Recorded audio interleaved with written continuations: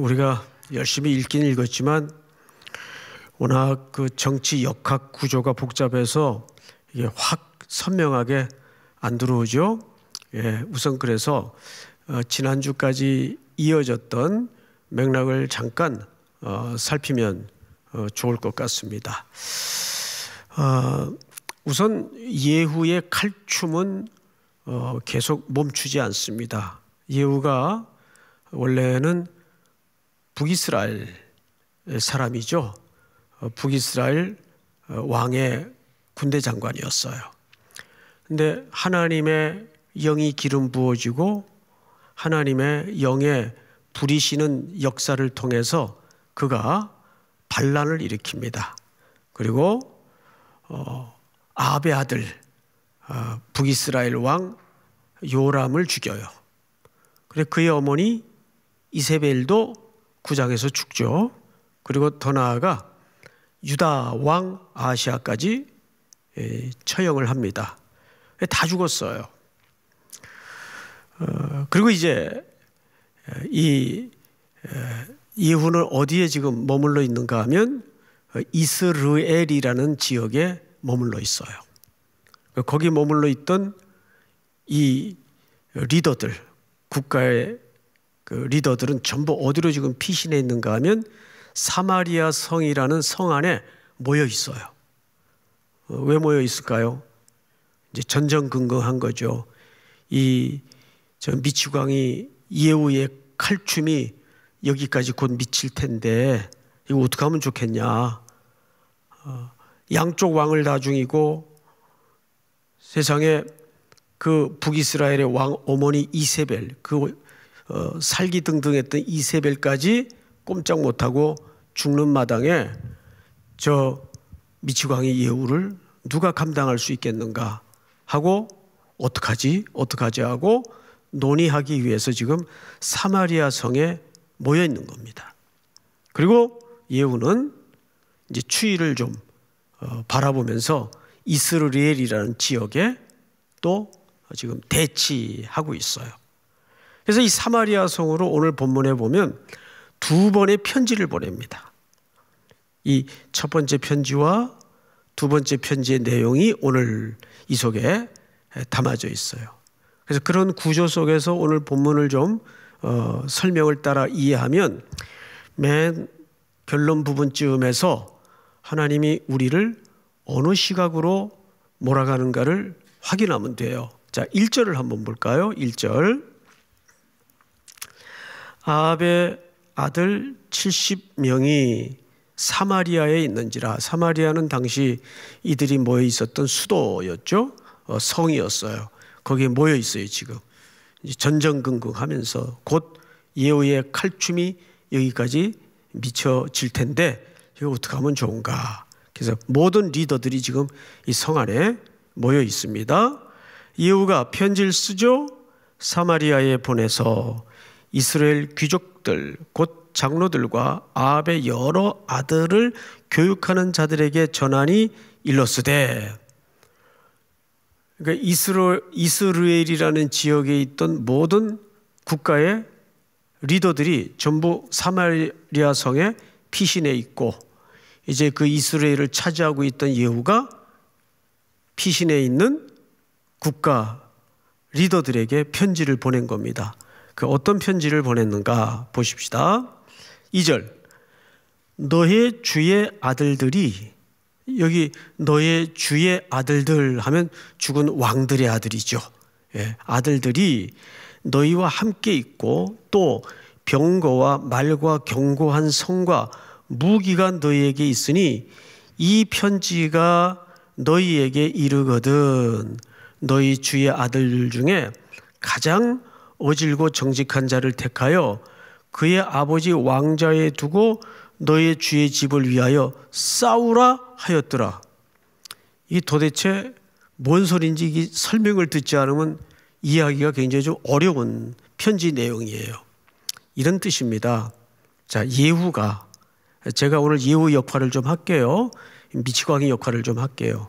예후가 저 사마리아 성에 지금 벌벌 떨고 있는 왕의 부하들과 이제 왕은 지금 죽었어요? 없어요.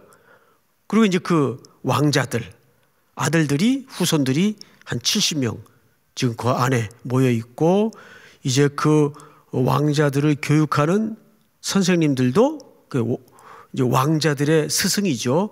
우리 사극 보면 그런 거 많이 나오잖아요. 함께 있는 거예요. 그 예후가 편지를 보냈는데 편지의 내용이 좀 이상해요. 너희 중에 어질고 착한 사람을 뽑아서 왕의 자리에 앉혀라. 그리고 싸우라. 누구랑 싸우라는 거예요? 자기한테 덤벼라 그 말이에요. 편지를 보낸 예후 자신한테 덤벼라 그 말이에요. 자, 근데 이게 아주 고도의 심리전입니다. 왜 그럴까요? 왜 이런 식의 방안을 편지에다 써서 예후는 보냈을까요? 자, 사실상 여기에서는 고도의 앞으로 자기가 정권을 부여잡으면 펼쳐질 정치에 대한 고도의 심리전이 담아져 있는 거예요. 어떤 심리전일 것 같습니까? 뭐 우리는 요즘에서 대통령 선거만 다가오면 좀 정치에 귀를 기울이지, 보통 뭐 사실 경제 생활하기 바빠서 정치에 많이 관심들이 없잖아요. 그런데 이번 선거판을 보니까 정말 투표해야 되겠고 정말 기도해야 되겠더라고요.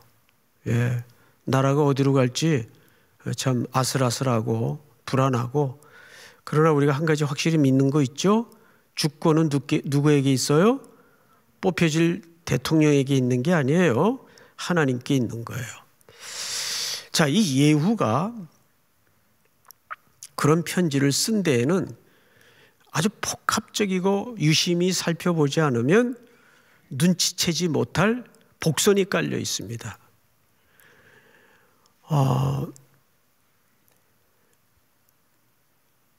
피를 흘리지 않기 위해서 사실상 이런 전략을 쓰는 겁니다. 지금 모든 판세가 이미 누구에게 기울어져 있어요? 예후에게 기울어져 있어요. 유다의 왕도 죽고 북이스라엘 왕도 죽고 그 왕의 어머니 이세벨도 죽었어요. 그리고 예후의 지금 상태는 거의 사이코예요. 그런데 이 예후를 누가 대적하고 누가 맞서겠습니까? 그런데 예후는 어떤 생각을 했을까요? 자기가 향후 기름 부은 대로 북이스라엘 왕 중에 예후가 유일하게 기름을 부은 왕입니다. 여기에는 하나님의 우리가 헤아릴 수 없는 높은 경영의 측면이 담아져 있기 때문에 하나님의 주권적 시각에서 예후의 역할을 봐야 돼요. 그가 그럴 만한 인물이 되기 때문에 기름을 부은 게 아니에요. 근데 예후는 여기에서 정치적인 어떤 고도의 전략을 생각했는가 하면, 여러분, 정권을 잡으면 제일 중요하고 필요한 게 뭐예요? 두 가지예요. 첫째, 정권의 안정이에요. 그렇죠? 정권을 잡았는데 정권이 뒤죽박죽되고 맨날 불안하고 그러면 그 정권이 유지가 안 되죠. 정권의 안정이에요. 안정을 취하려면 가장 필요한 게 뭘까요? 정권의 정통성입니다. 그게 확보되지 않으면 백성들이 선뜻 승복하지 않아요. 그래서 무리하게 피를 흘리고 정권을 잡은 역대 정권들 중에 엄한 짓 한 사람들 몇 명 있죠. 그런 겁니다. 정권을 잡으면 항상 두 가지 정치인들은 고려를 안 할 수가 없어요. 하나는 안정감, 그리고 그 안정감을 위해서 하나는 정통성입니다. 이걸 확보하려니까 내친 김에 사마리아 성까지 들어가서 예후의 기세등등한 상황으로 봐서 얼마든지 할 수 있었어요. 근데 뭘 먼저 보내죠? 편지를 먼저 보내요. 그리고 그 편지에다가는 어떤 내용을 씁니까? 네, 너희가 어질고 정직한 왕을 뽑아서, 여러 왕자들이 있으니까 뽑아서 너희 주를 위하여, 죽음당한 너희 왕을 위하여 싸우라. 대적할 자 있으면 지금 나한테 정면으로 승부를 걸어봐라, 그 말이에요. 자, 그러자 어떤 반응이 오는가를 한번 보십시다. 이걸 노린 거죠. 4절, 그들이 심히 두려워하여 이르되 두 왕이 그를 당하지 못하였거든요. 두 왕은 죽음당한 유다 왕과 북이스라엘 왕을 얘기하는 거예요.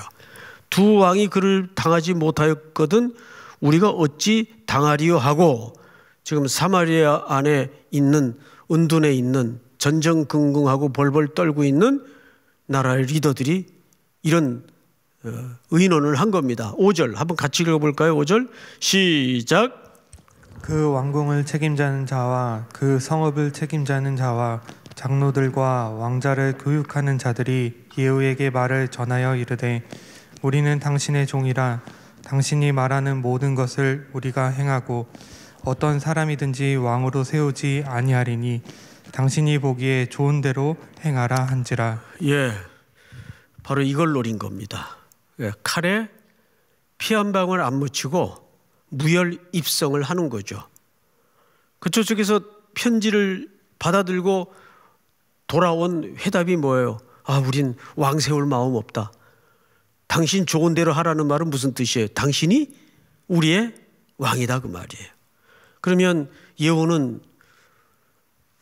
본질은 하나님이 기름을 부어서 왕을 세우기를 계획했지만 누구의 동의에 의해서 왕이 되는 거죠? 백성들과 리더들의 동의에 의해서 왕이 되는 거예요. 그러니까 두 왕을 죽인 피 흘린 사건 외에는 백성들에게 예후는 칼춤을 추지 않아요. 더 이상. 그리고 그대로 무혈 입성을 하게 됩니다. 왜? 그래야 정권을 잡더라도 백성들에게 어떤 평가를 받을 수 있기 때문에, 잔혹하지 않다는 평가를 받을 수 있기 때문에, 이런 것을 이제 정치적인 감각으로 예후는 계산을 한 거죠. 그리고 이제 그 피드백을 받고 그래 알았어. 그 두 번째 편지를 보내요. 두 번째 편지 내용을 좀 제가 읽겠습니다. 6절, 예후가 다시 그들에게 편지를 붙이니 일렀으되 만일 너희가 내 편이 되어 내 말을 너희가 들으려거든 너희 주의 아들 된 사람들의 머리를 가지고 내일 이맘때쯤 이스라엘에 이르러 내게로 나오라 하더라. 왕자 70명이 그 성읍 귀족들 곧 그들의 양육하는 자들과 함께 있는 중에, 7절 한번 같이 읽읍시다. 시작. 편지가 그들에게 이르매 그들이 왕자 70명을 붙잡아 죽이고 그들의 머리를 광주리에 담아 이스라엘 예후에게로 보내니라. 예, 예후가 죽였어요? 자기들끼리 죽였어요? 자기들끼리 죽였어요. 첫 번째 편지의 피드백을 듣고 예후가 그 다음에 두 번째 편지를 보낸 거죠. 너희들의 그 충성에 대한 맹세가 진실하면 이렇게 다시 편지를 보낸 겁니다. 너희가 내 편이 되어 내 말을 너희가 들으려거든. 근데 그 앞에 무슨 글자가 있죠? 만일이라는 아주 모호한 화법을 써요. 이것은 결국 행동의 결정을 누구에게 넘기는 거죠? 성 안의 사람들에게, 성 안의 리더들에게 넘기는 거예요. 나는 강요하지 않겠다. 행동에 대한 결정은 너희들이 해라. 만일, 그 뜻입니다. 그러니까 이런 모호한 화법을 통해서 자기는 이 죽음에 대한 핏값에서 분리시키는 거죠. 무슨 뜻인지 알겠어요, 여러분? 이게 예후의 교묘한 전략이에요. 그래서 만일 너희가 내 편이 되어 너희들 그 맹세처럼 내 말을 너희가 들으려거든 너희 주의 아들 된 사람들의, 주의 아들들은 누구죠? 70여 명의 왕자들이에요. 70명이라고 해서 꼭 70명은 아니에요. 이것은 히브리인들의 그냥 문예적 표현이에요. 더 많을 수도 있고 좀 숫자가 적을 수도 있어요. 그리고 아들들이라고 해서 다 직계 아들이 아니라 후손들까지를 포함해서 아들들이라고 히브리인들은 말하곤 합니다. 어쨌든 이 편지를, 두 번째 편지를 받아든 성안의 리더들은 아들들을 다 죽여요. 죽여서 그 베인 목을 예후에게로 보냅니다. 자, 성경을 보십시다. 7절, 편지가 그들에게 이르매 그들이 왕자 70명을 붙잡아 죽이고 그들의 머리를 광주리에 담아 이스라엘 예후에게로 보내니라. 자, 이렇게 끔찍한 사륙이 벌어지는데도 이 피의 사실상 원인 제공은 예후가 했지만 어쨌거나 형태적으로는 예후의 칼에 피를 묻힙니까? 안 묻힙니까? 안 묻힙니다. 피를 묻히지 않아요. 그리고 또 보십시다. 8절, 사자가 와서 예후에게 전하여 이르되 그 무리가 왕자들의 머리를 가지고 왔나이다. 이르되 두 무더기로 쌓아 내일 아침까지 어디에 두라? 문 어귀에 두라. 자, 여러분, 이것은 전장 중에 언제나 흔하게 있는 승리를 거머쥔 자들의 퍼포먼스예요. 여기에 몇 가지 이유가 있어요. 첫째는 뭐냐 하면 권력의 공고함을 과시하는 측면이 있어요. 이제 이쪽이 완전한 승리를 거두었다라는 상징으로서 적의 장수들의 머리를 성 입구에 전시하곤 합니다. 두 번째가 뭐냐면 앞으로 누구든지 이 판세에 대해서 이의를 제기하거나 또 반란을 도모하는 자는 여실하게 이와 같이 될 것이다 라는 경고의 측면이 있어요. 그리고 마지막 세 번째로는 앞으로 내가 결국 왕이 될 수밖에 없는데 협력해라. 땀만 품지 말고 협력해라. 이런 복합적인 퍼포먼스가 바로 오늘 이 기록의 내용이에요. 머리를 성문 어귀에 둡니다. 자, 성경을 다시 보십시다. 9절, 이튿날 아침에 그가 나가 서서 뭇 백성에게 이르되 너희는 의롭도다. 나는 내 주를 배반하여 죽였거니와 이 여러 사람을 죽인 자는 누구냐? 이게 기가 막힌 얘기입니다. 자, 앞을 보세요. 우리 화면으로 예배드리는 분들도 지금 9절 전까지 8절까지 도무지 무슨 소리인지 이해가 안 되겠다. 그런 분 안 계시죠? 예. 이렇게 열심히 설명을 했는데 이해는 다 되시죠? 그런데 사실 가장 오늘 난해한 표현 중에 하나가 9절입니다. 이 말을 누가 하고 있어요? 예후가 하고 있어요. 그렇죠? 예후가 하고 있잖아요. 예후가 어떻게 얘기했나 제가 다시 한번 그 뉘앙스를 좀 살려서 읽어드리겠습니다. 다시 읽습니다. 제가 이튿날 아침에 그가 예후가 나아가서서 뭇 백성에게 이르되 너희는 의롭도다. 나는 내 주를 배반하여 죽였거니와. 여러분, 예후가 내 주를 배반했다는 말은 누구를 죽였다는 얘기예요? 요람, 아합의 아들 요람, 그리고 요람의 어머니 이세벨을 죽였잖아요.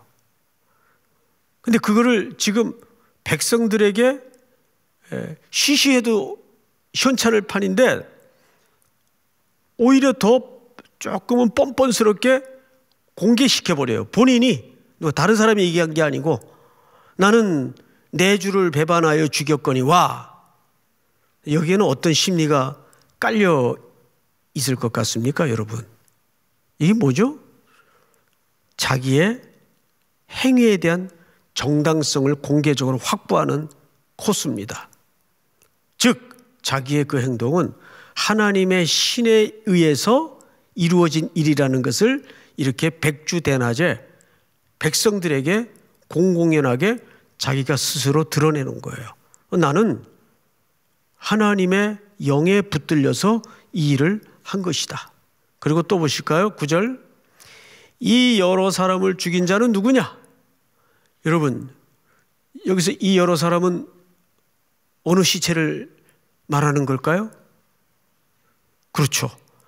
사마리아 성에서 목베임을 당해 운반된 요람의 70여 명의 왕자들의 머리입니다. 근데 이거 누가 죽였어요? 사실상 본인이 죽인 거 아니에요. 그런데 누구냐라고 백성들에게 묻고 있어요, 지금. 그러면 팩트는 예후가 죽인 게 아니잖아요. 본질은 예후가 죽였지만 누가 죽였어요? 성 안에 자기네들끼리 자중질환이 일어나서 예후가 두려워서 죽인 거예요. 이걸 보통 우리가 요즘 흔히 하는 말로 정치인들이 잘 쓰는 화법 중에 하나죠. 유체이탈 화법이라 그래요. 자기는 그 문제에서 빠져나가는 거예요. 누가 죽였느냐? 자기가 죽였어요. 근데 그렇게 말하지 않아요. 그러니까 이 죽음에 관한 한 철저하게 자기 칼에 피도 안 묻히고 이 죽음에 대해서 자기는 완전히 분리시킵니다. 그리고 또 볼까요? 10절 그런즉 이제 너희는 알라 곧 여호와께서 아합의 집에 대하여 하신 말씀은 하나도 땅에 떨어지지 아니하리라. 여호와께서 그의 종 엘리야를 통하여 하신 말씀을 이제 이루셨다 하니라. 여러분, 실질적으로 열왕기상 21장을 좀 볼까요? 열왕기상 21장. 여호와의 말씀이 디셉 사람 엘리야에게 임하여 이르시되 너는 일어나 내려가서 사마리아에 있는 이스라엘의 아합 왕을 만나라. 그가 나봇의 포도원을 차지하러 그리로 내려갔나니. 다음 절. 너는 그에게 말하여 이르기를 여호와의 말씀이 네가 죽이고 또 빼앗았느냐고 하셨다 하고 또 그에게 이르기를 여호와의 말씀이 개들이 나봇의 피를 핥는 곳에서 개들이 네 피 곧 네 몸의 피도 핥으리라 하였다 하라. 다음 절 다 같이 시작. 아합이 엘리야에게 이르되 내 대적자여 내가 나를 찾았느냐. 대답하되 내가 찾았노라. 내가 내 자신을 팔아 여호와 보시기에 악을 행하였으므로. 여호와의 말씀이 내가 재앙을 네게 내려 너를 쓸어버리되 네게 속한 남자는 이스라엘 가운데 매인자나 노인자를 다 멸할 것이요. 여기 중요한 본문이 하나 있습니다. 네게 속한 자. 아합에 속한 모든 자는 이스라엘 가운데 매인자나 노인자를 다 어떡하리라고 되어 있죠? 이거 누구의 예언이었어요? 디셉 사람 엘리야의 예언이었어요. 근데 이 예언의 성취가 놀랍게도 누구의 칼춤을 통해서 성취됩니까? 아합의 칼춤을 통해서 성취됩니다. 그러니까 여기서 뭘 얘기하냐면 그 얘기를 또 예후가 자기 입으로 얘기를 해요. 엘리야의 선지자의 말이 이루어졌다. 자, 성경을 다시 보십시다. 이렇게 돼 있어요. 10절 그런즉 이제 너희는 알라 곧 여호와께서 아합의 집에 대하여 하신 말씀은 하나도 땅에 떨어지지 아니하리니 여호와께서 그 종 엘리야를 통하여 하신 말씀을 이제 이루셨다 하니라. 이루어졌어요? 안 이루어졌어요? 예, 그 도구로 예후는 쓰인 거예요. 그리고 이제 마지막 절을 제가 읽습니다. 예후가 아합의 집에 속한, 여기 아합의 집에 뭐가 나오죠? 아까 속한 그 표현이 등장을 하죠. 이스라엘에 남아있는 자를 다 죽이고 또 그의 귀족들과 신뢰받는 자들과 제사장들을 죽이되 그에게 속한 자를 하나도 생존자를 남기지 아니하였더라. 여러분, 지금까지 이 과정을 통해서 우리가 두 가지를 기억해야 돼요. 하나님은 억울하게 죽임당한 말씀을 붙들고 지키다가 나봇의 포도원에 대해서 설명을 드렸죠.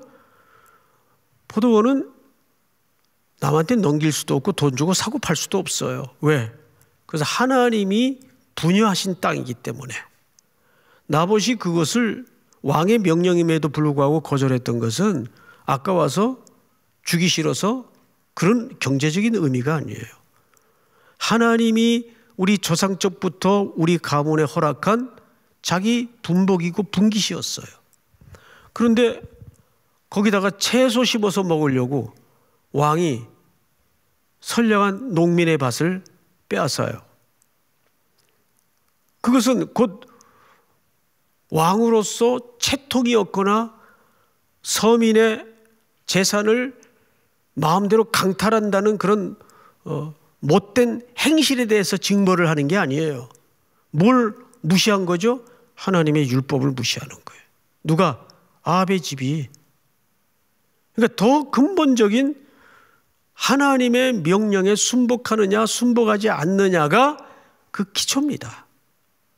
하나님은 그것을 역사를 넘어서 무섭게 추적하셔서 결국은 예후의 칼바람을 통해 그 원수를 보복하세요. 갚으세요. 그리고 우린 두 가지를 기억해야 돼요. 첫 번째, 하나님의 말씀은 늘 신실하세요.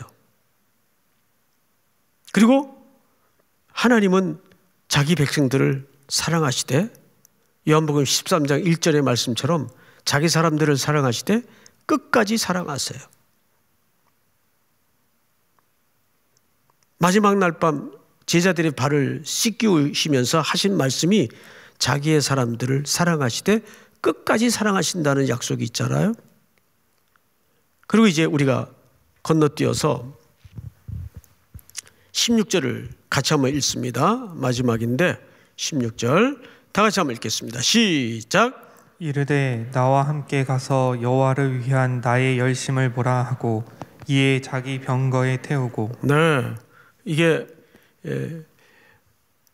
레갑의 자녀들을 자기 편으로 끌어들이기 위한 예후의 최후의 발악인데, 예후가 여기서 뭐라고 얘기를 하냐면 이르되 나와 함께 가서 여호와를 위한 누구의 열심을 보라? 나의 열심을 보라 그랬어요. 나의 열심을 보라. 예후는 이 구분을 헷갈렸습니다. 그리고 예후와 비슷하게 한때 실수를 했던 선지자가 있죠. 엘리야입니다. 내가 열심히 특심이오니, 열심히 특심. 여러분, 신앙생활에 열심은 필요하고 중요한 겁니다. 근데 그 열심이 필요하고 중요한 것보다 더 중요한 게 뭐냐면 하나님의 여기까지라는 그 선을 알아채는 것이 가장 중요합니다. 이것은 성경에도 보면 여러 사도들도 실수를 하고 선지자들도 실수를 해서 넘어져요. 내가 이렇게 열심을 냈는데 왜 이세벨이 나를 못 잡아먹어서 저렇게 기세등등 난리냐? 그리고 금방 뭐가 찾아옵니까? 좌절이 찾아와요. 금방 좌절이 찾아와요. 그래서 로뎀 나무 밑에 들어놓아가지고 뭐 별소리를 다 하죠. 아, 이제 그만 나 됐다고, 나 데려가라고. 그러니까 하나님이 그를 밀어붙여가지고 어느 굴 어귀에다 세워요. 강한 바람, 불, 지진 가운데도 하나님은 계시지 않았고 어디에 계셨다고 되어 있죠? 세미한 소리 가운데 계셨어요. 세미한 소리. 그러니까 말씀으로 찾아오시는 하나님이에요.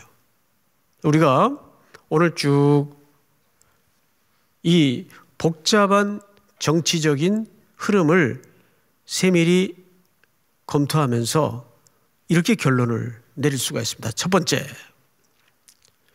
우리를 부르시고 영광스러운 그분의 일에 동참할 수 있도록 하나님은 초대하세요.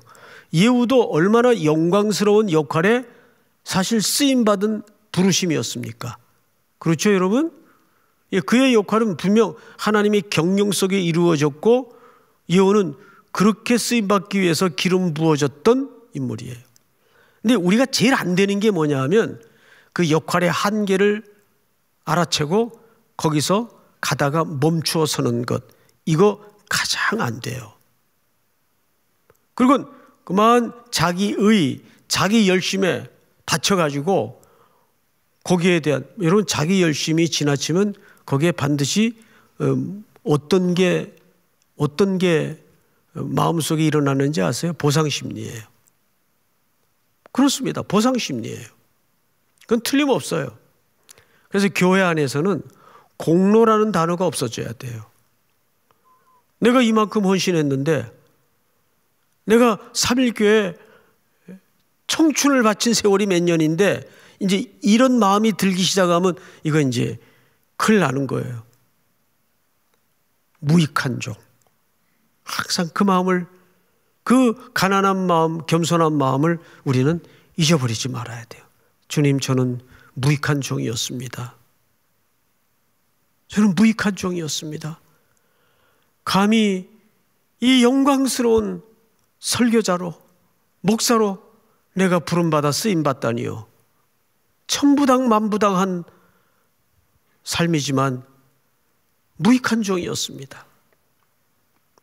이건 진실한 고백이에요. 누구든지 그런 고백이 있어야 되겠죠? 근데 사람들이 두려워하지, 말 한마디에 움직이지, 모든 권력이 들어오지, 눈에 뵈는 게 없어지는 거죠. 그 예우짝 나는 거예요. 예우짝.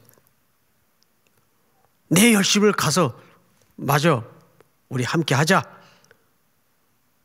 이제 곧 고지가 저긴데 이렇게 되는 거예요. 이 16절이 무서운 얘기예요. 두 번째.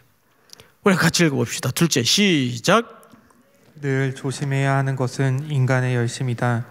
인간의 열심은 보상을 바란다. 네, 늘 조심해야 되는 것은 인간의 열심이에요. 그리고 인간의 열심은 항상 뭘 바란다고요? 보상을 바래요. 자, 세 번째. 그리고 원하는 대로 이루어지지 않으면 누구 탓하죠? 하나님 탓, 사람 탓하게 돼 있어요.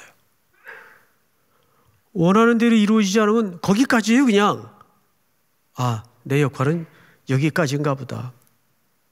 예.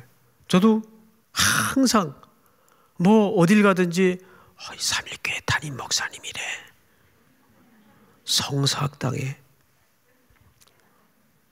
그러면 이제 저 잘난 줄 알고 우쭐해가지고 어깨에 훅가시 놓고 이런 표현을 쓰면 안 되는데, 예? 그리고 돌아다니기 딱 좋다고요. 그래서 사람의 칭찬이 날아들 때 늘 그게 칼끝인 줄 알아야 돼요. 누구든지.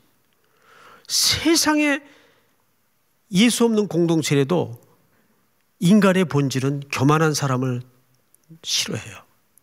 교만한 사람을 쓰지 않아요, 세상은. 그거는 예수 없는 공동체라도 그래요. 항상 우리는 겸손하게. 믿습니까? 제가 언젠가 앤드류 모레이의 겸손의 정의에 대해서 여러분들에게 말씀을 드렸죠? 겸손의 정의란 뭔가? 내게 일어난 일에 대해서 이상하게 생각하지 않는 태도가 겸손한 거예요. 왜 하필 납니까? 이거 벌써 아닌 거예요. 예? 자, 따라서 합니다. 겸손이란 내게 일어난 일에 대해서 이상하게 생각하지 않는 태도. 이 태도가 참 또 하나의 내용이에요. 믿습니까? 내면의 상태에서 그 태도가 나오거든요. 자, 그 다음 네 번째. 그러나 하나님은 변한 적이 있으시다 없으시다? 변한 적이 없으시다. 언제나 변하는 것은 누구죠? 쥐가 변해놓고 하나님 보고 변했대요. 이게 늘 인간의 모순적 태도예요. 하나님은 변한 적이 없어요. 늘 그 자리에 계셨고 늘 내 곁에 계셨고 우리를 사랑하시는 분이십니다. 믿습니까? 네. 집에 돌아가시면서 가만히 생각해 보세요. 그래, 맞아. 내가 변덕을 부렸지. 언제 하나님이 나한테 변덕 부린 적이 없으신데 늘 내가 변덕을 부렸지. 저도 얼마나 변덕을 부리는지 몰라요. 겉으로 보면 그냥 가만히 있는 것 같지만 속에 12번도 변덕을 부려요. 이럴까 저럴까, 이랬다 저랬다. 그래서 우리 부교육자님들이 고생을 많이 해요. 예. 변덕이 심해가지고. 자, 마지막 5번째. 다 같이 시작. 변하지 않는 하나님이 우리 가운데 가시적으로 계시는 것은 그분의 말씀뿐이다. 할렐루야. 변하지 않은 하나님이 우리 가운데 어떻게 계시는 것? 눈에 보이게 계시는 것. 그건 뭐밖에 없다고요? 말씀. 하나님의 말씀밖에 없어요. 믿습니까? 예. 우리 그 다음 주 금요일은 정초에 내드렸던 숙제가 있었어요. 시편 1편을 한번 외워오는 거였죠. 예. 우리 다음 주는 그러다가 또 왕창 빠질라. 예. 뭐 빠져도 좋아요. 예. 시편 1편을 한번 외웁시다. 항상 난 그 시편이 너무 좋아요. 복 있는 사람은 복이 있도다. 복 있는 사람은 뭐죠? 악인의 꾀를 따르지 아니하며. 두 번째는 죄인의 길에 서지 아니하며. 세 번째는 오만한 자들의 자리에 앉지 아니하고. 그 다음에 오직 여호와의 율법을 즐거워하여 주야로 그 율법을 묵상하는 자로다. 악인은 그렇지 아니하며. 예, 다음 주에 한번 우리 외워봅시다. 저는 자꾸 이 옛날 버전 오투가 나와서 자꾸 외우다가 헷갈려가지고 오늘 이 5가지 결론들을 꼭 기억하시면서 오늘 기도할 때 모든 주권은 그분께 있고 우리의 한계와 우리의 분복을 지혜롭게 분별할 수 있도록 이끌어 주시옵소서. 자, 우리 250이 아니라 하나님은 우리의 피난처 되시고 이 찬양을 좀 드리겠습니다. 우리 POP 우리 형제들 나와 주세요.